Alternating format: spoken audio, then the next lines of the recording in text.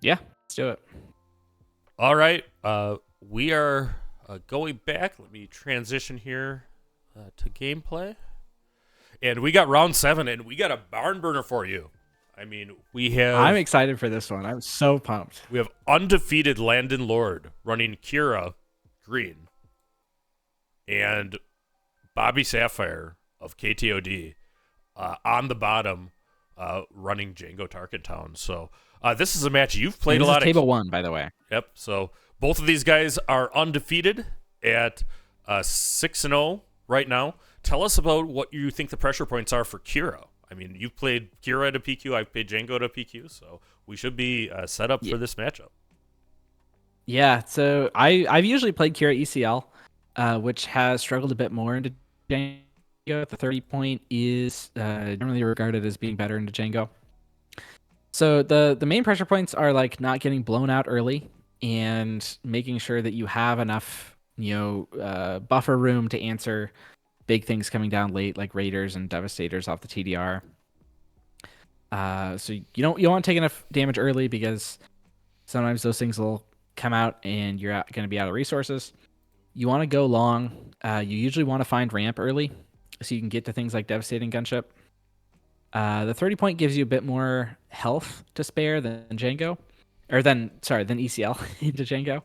And ECL often doesn't have a ton of good targets, which is why people generally prefer the 30 for the Django matchup.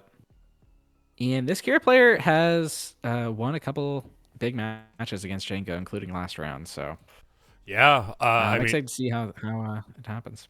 Yeah, it goes. From Django's side, I mean, the first thing that certainly was true last set is that Django does have a lot of units that struggle into Snoke. So I think that there's some answers that exist, but it's don't lose to Snoke, and then try to play your high health units, right? The 3/2s, maybe have a place early, but late game, I mean, it's really not what you're looking for. So the players have cut.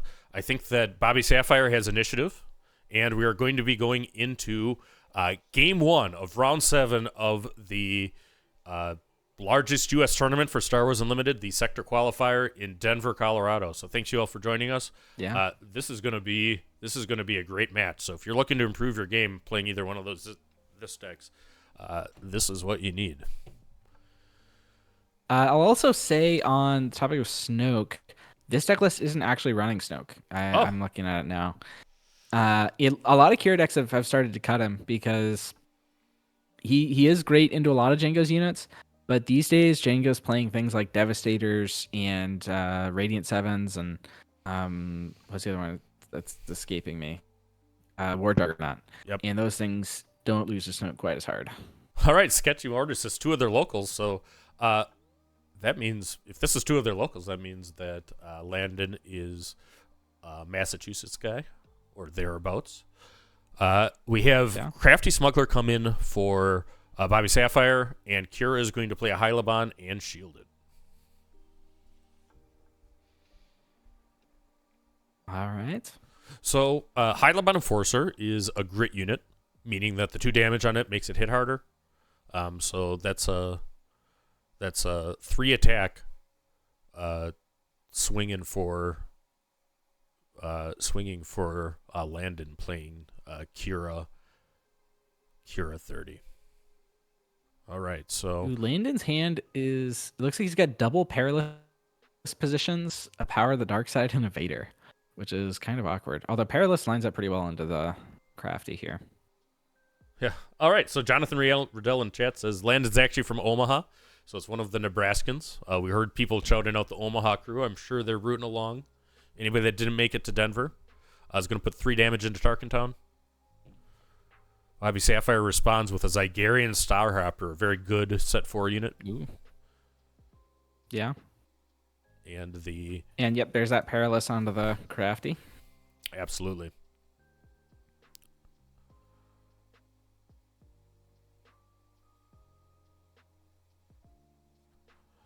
So being a blue-green deck, there still is obviously Barrage to help you stabilize. And oftentimes healing. I mean, Vigilance can be an important card.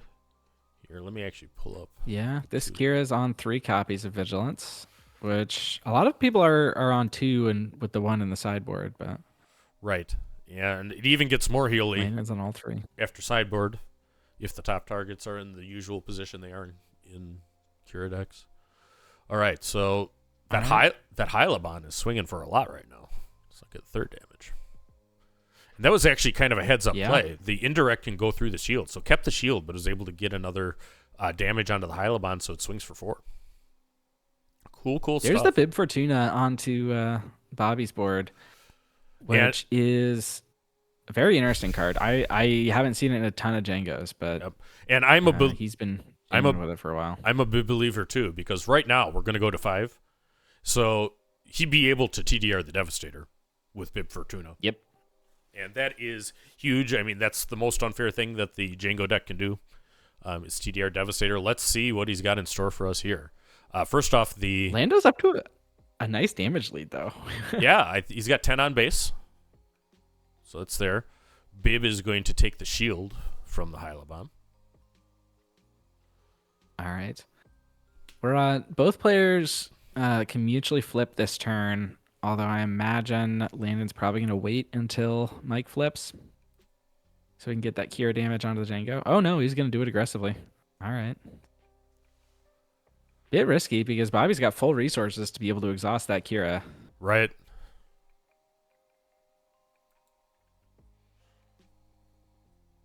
Aggressive play, but you don't get to 6-0 in this meta without, knowing your Jango matches. Yeah, so, the quality here, I know that it's less than ideal, but compared to before, shout out to everybody who really worked hard to try to get this going on, but we're dealing with all kinds of stuff. All right, looks like Sneak Attack Devastator comes down for Mike. And that's a bit of a benefit in terms of flipping Qi'ra early is that this Hyliban doesn't die. And this is Barrage, right? So yeah, Qi'ra barrages for 7, killing the jug, and kills like only gets another damage. It's basically just to stop the bleeding, not because that Juggernaut was gonna die anyway. So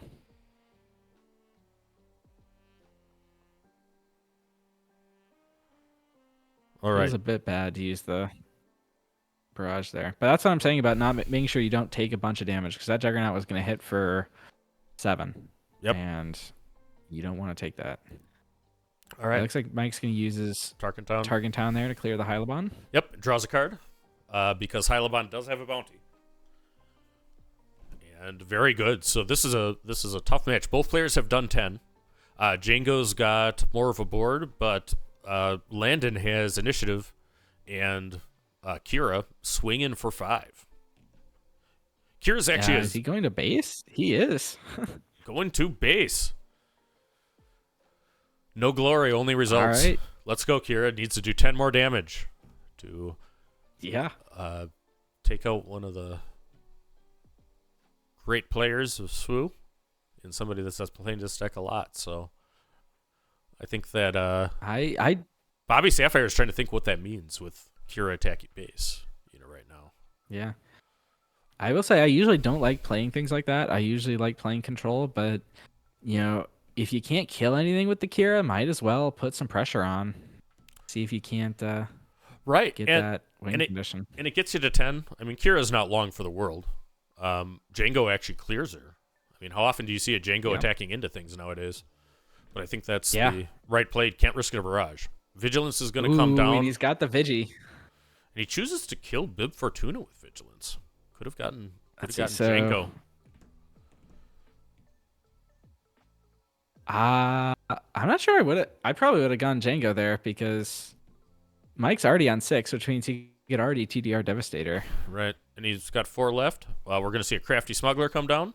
Now the board state is going to go strongly in Jango's favor with the resource. Although he doesn't have a second 2-drop, so I mean it was 1 Crafty. I believe Lando has a Vader in hand, which could swing things back towards him. Right. Invader is a great unit. Spark of Rebellion Vader is coming in. It's going to be perilous position to kill Jango. You know what he wanted? He probably wanted to make sure that he could have readies this turn. But really, green-blue can't play a lot of ready units. I mean, that's a yellow thing. Yeah. All right, so Jango swinging away.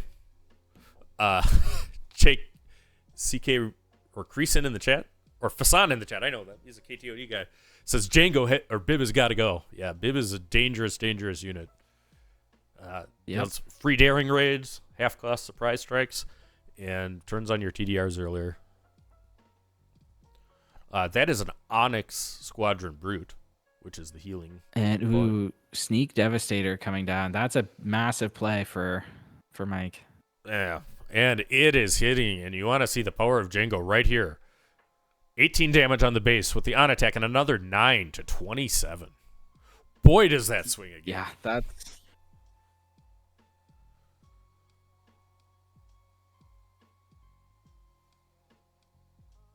So here we are going into, I think, what would be 8 resources turns. It looks like BobbySapphire is still on 7, as I see, but he still probably could resource. Can Qi'ra recover from that body blow that just hit? I mean, everything was coming up. There might be another Vigilance, and if anything can do it, that's what does it. Yep, so we'll kill the Crafty, heal 5. Back to 22. 22 damage on Kira's base, 15 on Jango's. 2 damage into base, taking him to 24.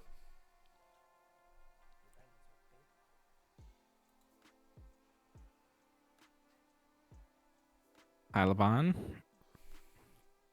The table. What's Mike got? 3 resources. 7th Fleet Defender, it looks like. Signed by somebody. Yeah, so actually a lot of those cards, he has a Bodhi Rook double agent that's signed by me, but some of the old school people, most of the cards in Boba Yellow were signed by various Destiny people that came into Star Wars and Limited 2. So I know the backstory of that. BobbySapphire was one of the Boba Yellow pilots before the suspension. That really did a lot with that tempo deck. All right, so did Mike get initiative there? It looks like it. Yeah, it looks 5, like 10, 15, 23 on Landon's base.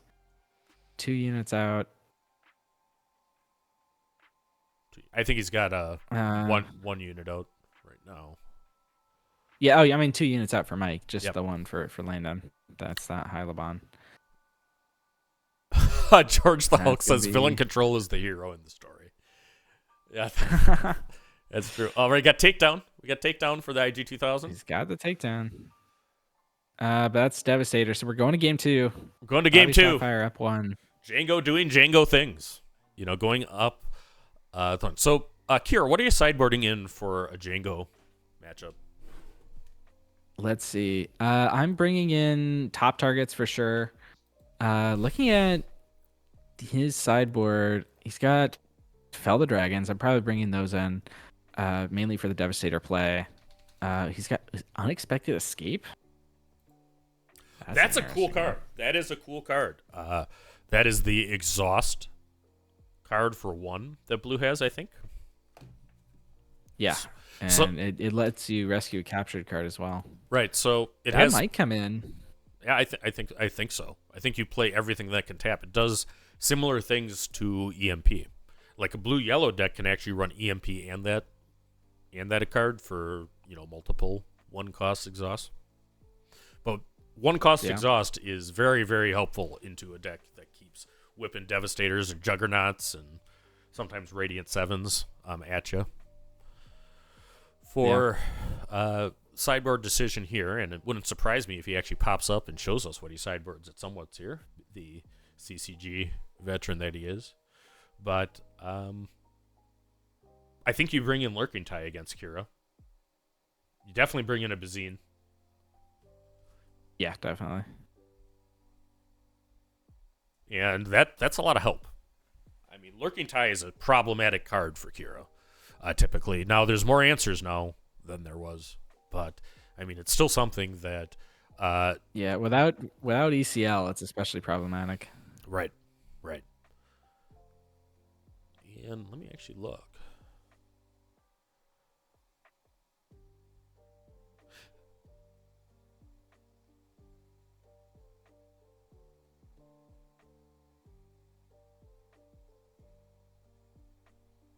So, yeah. What are you looking for? I was just actually checking whether there are any boba pilots still in BS list, but I don't know that there's there. We got Alan Preston saying "Go Team Flock," so that's a reference to Flockton at Golden Dice, who are great friends of Late Night, and we love all those guys. Been doing content for a while. Both players are mulling their sideboards. We're getting ready to go to Game 2 of Round 7 of the Denver sector, and we got a great one for you with BobbySapphire of KTOD on the really cool looking KTOD mat on the bottom of the screen against Landon Lord, who is undefeated 6-0 in Qi'ra. Yeah. Going through the round. And one thing that we should say about last game is that Landon did not get his ramp, right. which can be pretty critical. Right. Yeah, absolutely. I got 210 people watching live. Star Wars Unlimited coming out of Denver, Colorado at the sector. Thank you for joining us. This is coverage brought to you by Late Night Gaming with Take the Initiative, Bothan Network. Hopefully Josh from Next Gen Gaming is going to be able to still come. He's dealing off a bug, so we'll see if he actually does commentary with us tomorrow to plan or not. But this is really cool, being able to cover a tournament of this size. There hasn't been a tournament of this size till now, at least in America. Not in the U.S., yeah. Across the network says Colorado Cantina crew, who are heroes of the day. I mean, one thing that people that are watching here, FedEx actually shipped the computer that's supposed to be feeding the stream and the camera to Missouri instead of Colorado, and everybody's been having to deal with, but the community has come together, and we've been able to MacGyver together some coverage for you. So we're not going to give up easily. Our camera angel, yes, thank you, Josh. Yep. And he's doing great too. So I mean, if you want to check the karma, he helped us do that, and he started I think 5-0, and then lost a mirror to Mike, I believe. This is only lost to BobbySapphire. Players today? We had around 430 players. 432 players playing in Denver, Colorado. Wes asks, why is there no participant mat? There is actually underneath the KTOD mat. There is a beautiful Poe Dameron participant mat. A Symbiote can show you when the internet hotspot was at its most overheating and the screen was as pixelated as possible. You could still read participant crystal clear, and that's the sign of a good mat, is if it's legible even through significant blockage. So both players are going through here. I believe Qi'ra will start with initiative. Yeah, I'd expect Qi'ra to start. Okay, we saw a top target. I think he resourced it, but good to know that they're in there. Yep, so apparently Landon has your same inclinations. And it looks like Landon missed his turn 1 play. Gonna take initiative. Which isn't a death knell for Qi'ra. That happens. No. Aaron, Mike gets his crafty again, which is difficult to answer because of the shield. Mythic Game says FedEx is the worst. Yeah, guaranteed delivery. Guaranteed delivery, folks. That was the exact words of what we paid over $100 of shipping for. Ooh, Gorilla Insurgent coming down here. That's going to be 5 guaranteed. Don't like to see that. Yep. And Gorilla Insurgent is one of the top cards out of set 4, I think. It punishes things that keep your board clear.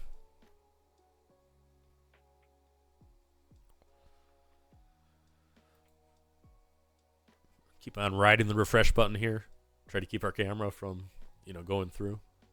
Not something I've had to do for other coverage, but Away we go. Top target hits on the Crafty. That's a nice one. There we go. One cost investment. Matthew Len said he's also BobbySapphire is also a prolific Star Trek Star Realms player. I didn't know that. I don't even know what Star Trek Star Realms is, but I know that he's a sci-fi guy. He was a big X-Wing player too. Fasan's like guaranteed delivery to somewhere. Yeah, we found that out, but shout out to Jordan at Cantina Crew and everybody else that has helped, through this. We are not going to be packing it in. We want to keep our coverage through. Ooh, there's a lurker for Mike. Did attack with the Insurgent first, and if you'd played the Phantom first, you could have blocked the power. That's true. Yeah, and that's something there. It turns off power of the dark side, turns off Avenger, essentially, so long as you can protect it somehow. So, I mean, it really has a lot of game into Villain Blue, and that's why it's still here. That's one of the outs, though. Yep. No glory, no results. That's something that changed in this set, so he's able to clear the Phantom with that. But another 5 damage to base, probably. Whew. Punish. Oh, and it makes a flip decision awkward here. It does. Sure Although does. with 2 resources, it's harder to tap Qi'ra, so a bit safer to go for it, I think. Yeah, no good to be dead. Is it, right?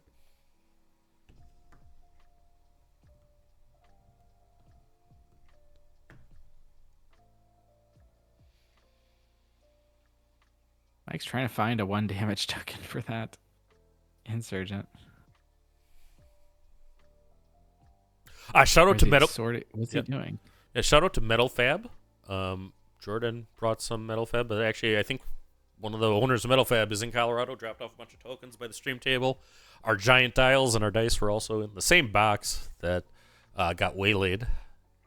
On its way to Colorado. Qi'ra's gonna power up. And taunt Jango to see if he's gonna attack in and take 6. All right, Crafty coming down. That's nice to have with Qi'ra only having 2 health left.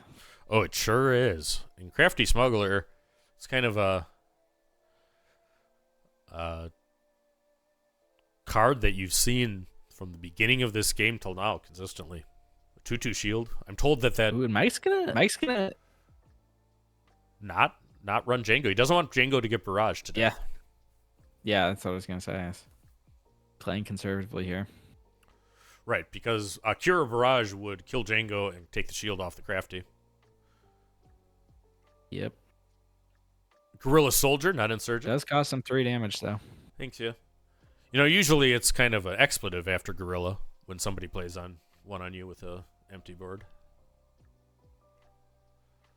But the indirect can do things, too. I mean, I thought we saw a really kind of smart play by Landon in the first game, powering up a Hylabon with 1 indirect. From it. So there's advantages. It's obviously good if you have a super laser tech out, auto kill. So it's a cool new mechanic for set 4. No out to the smuggler. Qi'ra's just gonna go to base. Does 6 damage. And I think here, I mean, you have a lot of ability for BobbySapphire to lean into his experience with Qi'ra. I mean, Wu, who's a great Qi'ra player, is a member of his team. And, I mean, this is a matchup he has played before. Absolutely. I wonder what it is Guerrilla Soldier. I thought it was Insurgent the whole time.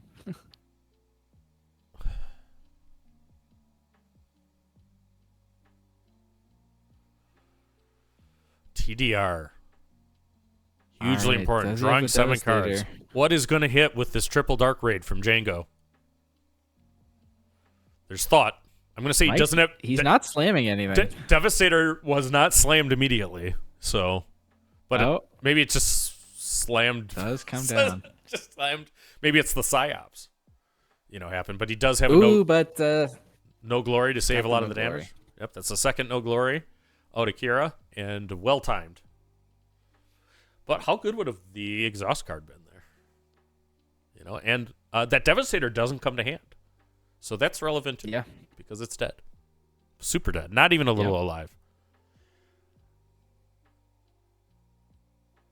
All right, so we're going into, I think, 7 resources for both players. I don't think Qi'ra ramped this game either. 15 damage on Kira's Echo base. Kind of an odd base choice, except that it's the Twin Suns base. Man, a lot of people. Those Twin Suns pods must be selling. Ooh. There's a bunch of them. Ooh, Maul is real good right there. That's going to trigger that top target. Heal 6.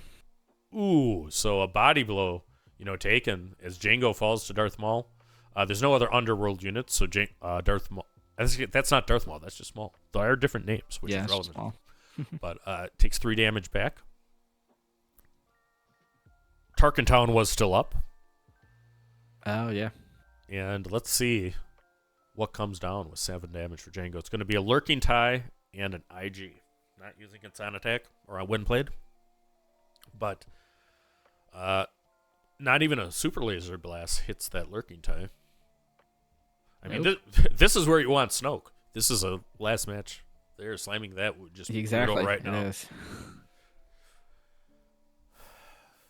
Devastator dies to a lot of cards. Devastator does die to a lot of cards. He's gonna. What did he do? Reinforcement Walker. Reinforcement Walker. Yeah. So he discarded the Power of the Dark Side, which is a really bad card right now. Yeah, he's gonna take 4, 5, 6, 7, 8, 9 just from what's on board this turn. And then he's gonna get devastated on top of that. And that one's played from hand. Oof. So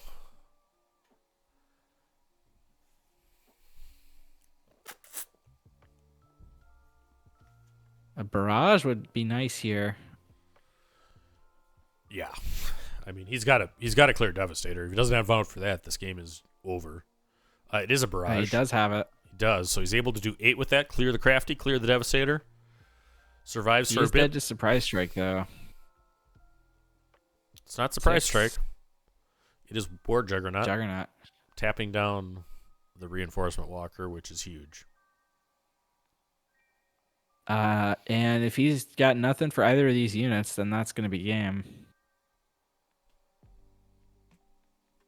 He puts a damage on the Lurking Tie. I like that. Might as well, right? Might as well. So it's not because it's indirect. It's because it's friendly. Friendly damage still hurts your own Lurking Tie. He's thinking about the IG, too. Do we want to damage that or no? I think he didn't. He's playing around Vigilance. He's got the one card, 1 cost exhaust. Can he not exhaust Phantom? You could exhaust Phantom, but why did he exhaust IG 2000 then? He might have thought that he couldn't. He might have another out. Because that's 1 extra damage. Ooh, Bazine coming down to hit the Vigilance. Ooh, another body blow. Great piloting by BobbySapphire, which is what you would expect. If you haven't seen the Jango Masterclass, him and Tata. See, everybody's. He's told me that the name is wrong, but or how the pronunciation is. But they were the teachers of or hosts of the Masterclass, and it's a very relevant thing right now. So Landon is on the extreme back foot, having taken 28 to base. 1 left. I'm not sure he's got anything. Oh, Devastator. That does do it. That's a lot. Keeps him alive. That's a lot. That's a lot. So the Devastator is a Sentinel, of course, and has an on attack that, or when played, that does the damage equal to the number of resources that you have to the thing. Okay. Maddie in the chat says Bazinga for the 1 attack Bazine. That is true. That is what should be said. Bazinga. When it goes. And that the Bazine. She does get to exhaust the Walker here, which is important. That is a huge, huge play. So Bazine dies a hero. What is the TDR? All right. He's looking for War Juggernaut for lethal is what he's looking for. Or Devastator. And it's Devastator. Devastator. All right. Good game.